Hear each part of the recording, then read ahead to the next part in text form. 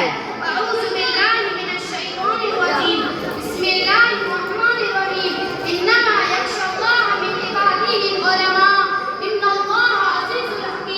हिंदुस्तान हमेशा इस्लामी तालीम व तरबियत, तहजीब व तमद्दुन, दावत व तबलीग और शहादत कौन व सुन्नत का गहवारा है। इस मुल्क में जब भी दीन मदीन की नूरानी शमओं को मस करने की साजिश रची गई है या रूह इस्लाम को खोखला करने की कोशिश की गई है, तो सबसे पहले रहनुमा और उलमाए दीन के कुलूब में बेचैन होते ही जुनूनी दुनिया को इंसानियत का पैगाम, यकीन महकम की दावत और अमल पैगंबर का दर्स दिया है। मदारिस इस्लामिया, इस्लामी कलेक्शन और इस्लामी तशब्बुस का आइंदा दार है। ये इखलास व लिल्लाहियत, ईमान व यकीन के चश्मे ही मदरसा और दीनी कारखाना है। जब दीन के दाई और इस्लाम के सिपाही तैयार किए जाते हैं, मदरसा गोंबा इल्म और पान है। जब कुलूब व जिस्म और ज़हन दिमाग को इस्लाम के सांचे में ढाले जाते हैं, मदरसा मरकज़ मुश्किलात है जहाँ से शरीयत इस्लामिया का निफाज होता है। मदारिस में तालीम हो गई है आकर असातिरे उलूम व फ़नून पैदा हो गए हैं। जब मुल्क हिंदुस्तान पर अंग्रेजों ने अपना कब्जा जमाना चाहा, तब हज़रत मौलाना क़ासिम नानवी रहमतुल्लाह ने ऐसी नाज़ुक हालात में दारुल उलूम देवबंद की बुनियाद रखी। खुदा से सैयद अहमद खान ने एक ऐसे इदारे की बुनियाद रखी जो आज मुस्लिम अलीगढ़ यूनिवर्सिटी के नाम से जानी जाती है। हज़रत मौलाना रशीद अहमद गंगोई, हज़रत अल्लामा अनवर शाह कश्मीरी, हज़रत हकीमुल उम्मत मौलाना अशरफ अली थानवी, अल्लामा शबीर अहमद ओस्मानी, मौलाना मुनाज़िर हसन गीलानी, मौलाना हुसैन अहमद मदनी, मौलाना अबुल कलाम आज़ाद जैसी शख्सियतें पैदा हुई है। अगर इस्लाम का तस्वुर इल्म के बगैर बहुत मुश्किल है और मुसलमानों के मदारिस के बगैर जिंदा रहना बहुत मुश्किल है। कौन कहता है कि आज के दौर में मदारिस का कोई जिंदा नहीं?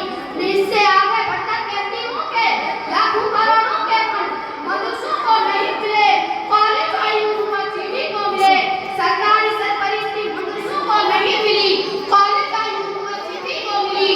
बैनुल अक़वामी इमदाद मदरसों को नहीं मिले, कॉलेज और स्कूलों को मिली। भारी भारी मुरादें और ऊंचे ऊंचे अवार्ड मदरसों के उस्तादों को नहीं मिले, कॉलेज और यूनिवर्सिटी में पढ़ाने वालों को मिले। लंबी चौड़ी इमारतें मदरसों के हिस्से में नहीं आई, कॉलेज और यूनिवर्सिटी के हिस्से में आई।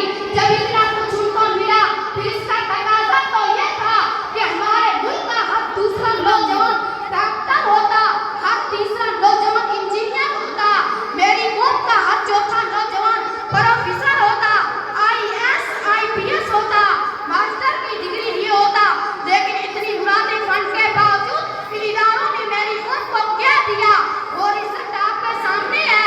लेकिन इसके मद्दे मुकाबले में इस मदरसों की चटाइयों पर बैठकर इस मुल्ला लोगों ने एक एक मुट्ठी आटे की भीख मांगी, ज़कात के चंद टुकड़े जमा किए, फितरा न मांगा, कुर्बानी की थाली मांगी, ज़माने के ताने सुने, लोगों की तनकीद को बर्दाश्त किया, हालात के जबर सितम का मुकाबला किया। तुम्हारे स्कूल के गेट पर खड़े होने वाले एक चपरासी से भी कम तनख्वाह ली। किसी ने इनको मुल्ला कहा, किसी ने दहशतगर्द कहा, किसी ने इंडिया पसंद कहा।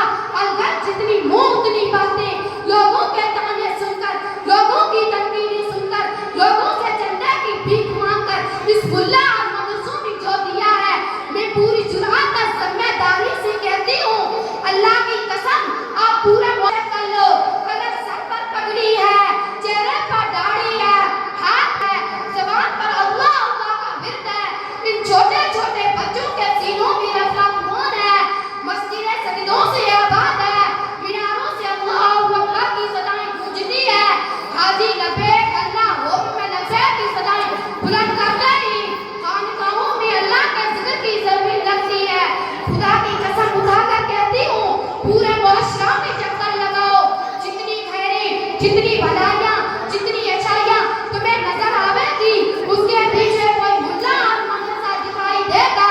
इंशाअल्लाह कलेजा थाम लो, उंगली सुनो दे दो, तुम्हें दुखा हुआ दिल हम दिखाने दो। खलिस दिल की मिटा देने को दो आंसू बहाने दो। वाखिर दावाना अनिल हम्दुलिल्लाहि रब्बिल आलमीन। माशाअल्लाह। इस बच्ची के लिए 100 रुपये रमजान मोहम्मद की तरफ से, 100 रुपये हाफिज गुलाम फताली की तरफ से, 100 रुपये अमीन